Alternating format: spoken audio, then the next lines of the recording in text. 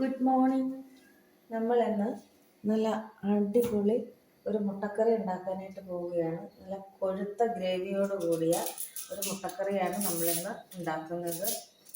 അതിന് വേണ്ടിയിട്ട് ഒരു 3 മുട്ട ഞാൻ പുഴുങ്ങിയെടുത്തിട്ടുണ്ട്. ഇതിനാവശ്യമുള്ള സവാള, ഇഞ്ചി, വെളുത്തുള്ളി ഇതൊക്കെ ഒന്ന് റെഡിയാക്കിയെടുക്കാം.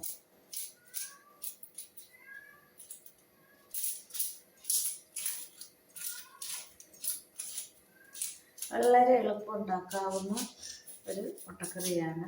ഈ എരിയൊന്നും അധികം കഴിക്കാത്തവർക്കും എന്നാൽ ഗ്രേവിക്ക് കട്ടി കൂടുതൽ വേണം എന്നുള്ളവർക്ക് തയ്യാറാക്കാൻ പറ്റിയ കറിയാണ്.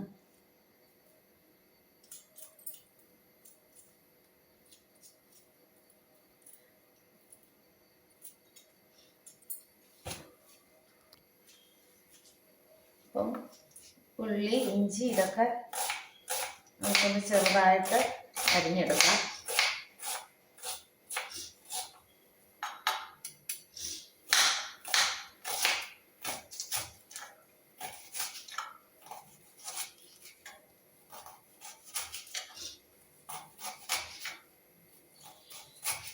ചപ്പാത്തിയുടെ കൂടെയോ ഇനിയിപ്പോൾ ചോറിൻ്റെ കൂടെയോ ഒക്കെ കഴിക്കാൻ പറ്റിയ ഒരു മുട്ടക്കറിയാണിത്.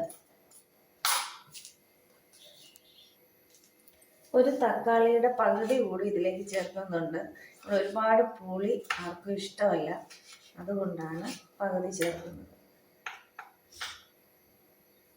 എല്ലാ കഷ്ണങ്ങളും ചെറുതായിട്ട് അരിഞ്ഞു വെച്ചിട്ടുണ്ട്. ഇനി നമുക്ക് ഒരു പാൻ സ്റ്റൗവിലേക്ക് വെച്ച് ഇതൊക്കെ ഒന്ന് വഴറ്റിയെടുക്കാം. ഒരു തക്കാളിയൊക്കെ ചേർക്കേണ്ടവർക്ക് ചേർക്കാവുന്നതാണ്. ഇതിപ്പോൾ 2-3 മുട്ടയല്ലേ ഉള്ളൂ, അപ്പോൾ കുറച്ച് ഗ്രേവിയൊക്കെ കാണുള്ളൂ. അപ്പോൾ ഒരുപാട് തക്കാളി ആയിക്കഴിഞ്ഞാൽ പുളി മുമ്പിൽ നിൽക്കും. അതുകൊണ്ട് ഞാൻ അതും പൊതുവെ ഇവിടെ പുളി അധികം ഇഷ്ടമല്ലാത്തതുകൊണ്ട് അരമുറി തക്കാളി ചേർത്തതേ ഉള്ളൂ. ഒരെണ്ണത്തിൽ വേണമെങ്കിൽ ചേർക്കാവുന്നതാണ്. നമ്മൾ പാൻ സ്റ്റൗവിലേക്ക് വെച്ചിട്ടുണ്ട്.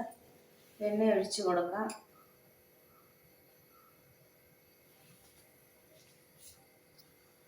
എണ്ണ ചൂടായിട്ടുണ്ട്. ഇതിലേക്ക് വെളുത്തുള്ളി, ഇഞ്ചി അരിഞ്ഞത് ഇട്ട് കൊടുക്കാം.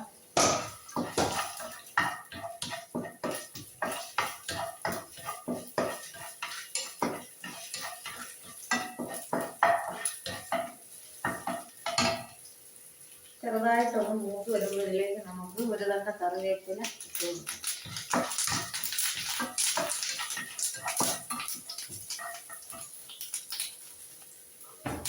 ഇനി ഇതിലേക്ക് നമ്മൾ അരിഞ്ഞു വെച്ചിരിക്കുന്ന തക്കാളി ചേർത്ത് കൊടുക്കാം. ഒരു തക്കാളിയെ ചേർത്തിട്ടുള്ളത്, ഒരു വലിയ തക്കാളിയാണ് ചേർത്തിട്ടുള്ളത്. നമ്മൾ എത്ര മുട്ട എടുക്കുന്നോ നമുക്ക് എത്ര ഗ്രേവി വേണോ അതിനനുസരിച്ച്, തക്കാളിയല്ല സവാള, തെറ്റിപ്പോയതാണ്, സവാള ചേർത്ത് കൊടുക്കാം. ഇതിലേക്ക് ആവശ്യത്തിനുള്ള ഉപ്പ് ഇട്ട് കൊടുക്കാം.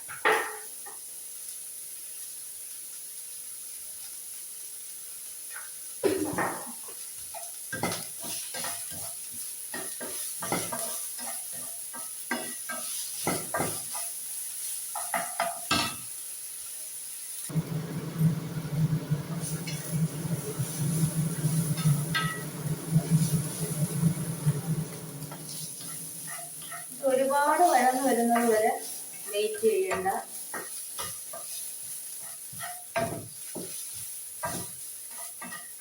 വളരെ പെട്ടെന്ന് നമുക്ക് തയ്യാറാക്കി എടുക്കാം.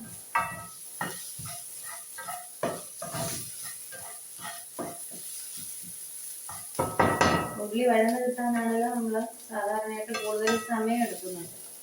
ഇത് ഒരുപാട് വഴന്ന് വരണ്ടായുണ്ട്. നമുക്ക് പെട്ടെന്ന് ഉണ്ടാക്കിയെടുക്കാവുന്ന ഒരു കറിയാണ്, അതുപോലെ തന്നെ ടേസ്റ്റിയുമാണ്.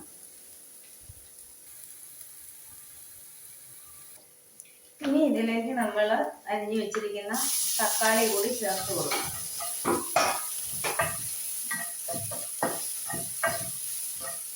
തക്കാളി എല്ലാവരും ആവശ്യത്തിന് ചേർത്തോളാം.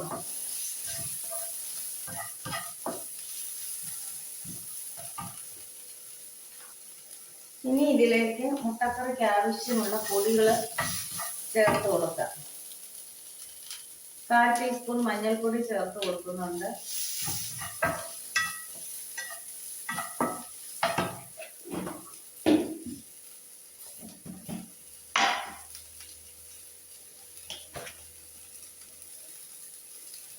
മുക്കാൽ ടീസ്പൂൺ മല്ലിപ്പൊടി,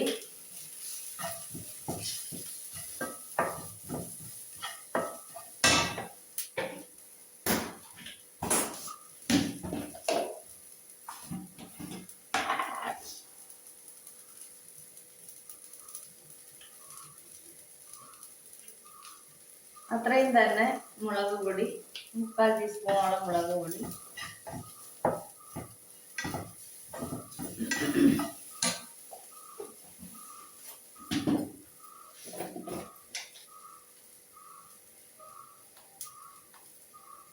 ഒരു ടീസ്പൂൺ ഗരം മസാല പൊടിച്ചത്, ഇത്രയും കൂടെ ചേർത്തിട്ട് ഒന്ന് പച്ചമണം മാറാനായിട്ട് ഒന്ന് ഇളക്കിയിട്ട് നമുക്ക് സ്റ്റൗ ഒന്ന് ഓഫ് ചെയ്യാം.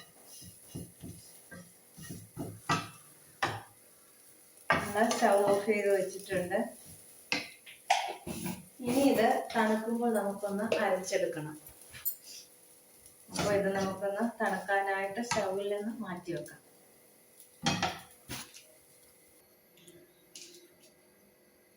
ഉള്ളിയൊക്കെ ഒന്ന് തണുക്കുമ്പോഴത്തേക്ക് നമുക്ക് മുട്ടക്കറിയിലേക്ക് ചേർക്കാനുള്ള മുട്ട ഇങ്ങനെ ഒന്ന് വരഞ്ഞു വെക്കാം.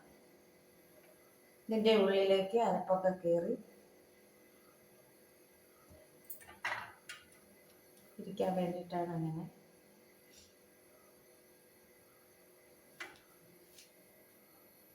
നമ്മുടെ ഉള്ളിയൊക്കെ നന്നായിട്ട് തണുത്തിട്ടുണ്ട്. നമുക്കിത് മിക്സിയുടെ ഒരു ചെറിയ ജാറിലിട്ട് അരച്ചെടുക്കാം. നമ്മൾ ഉള്ളിയൊക്കെ അരച്ചെടുത്ത് വന്നിട്ടുണ്ട്. ഇനി നമുക്ക് മുട്ടക്കറി ഉണ്ടാക്കാനായിട്ട് തുടങ്ങാം. നമ്മൾ സ്റ്റവ് കത്തിച്ചു.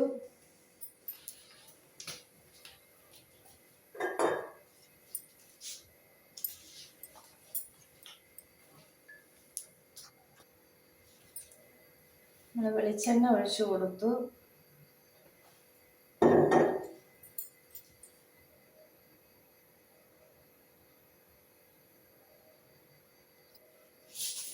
എണ്ണ ചൂടായി കഴിഞ്ഞ് നമുക്ക് കടുക് ഇട്ട് കൊടുക്കാം. കടുക് പൊട്ടിത്തുടങ്ങി. ഇതിലേക്ക് ഒരു തവണ കറിവേപ്പില ഇട്ട് കൊടുക്കുക. കറിവേപ്പില ഇട്ട് കൊടുത്തതിന് ശേഷം നമ്മളിവിടെ അരച്ചെടുത്തിരിക്കുന്ന അരപ്പ് ഇട്ട് കൊടുക്കാം. ആവശ്യത്തിനുള്ള വെള്ളം കൂടി ഇതിലേക്ക് ഒഴിച്ചു കൊടുക്കാം.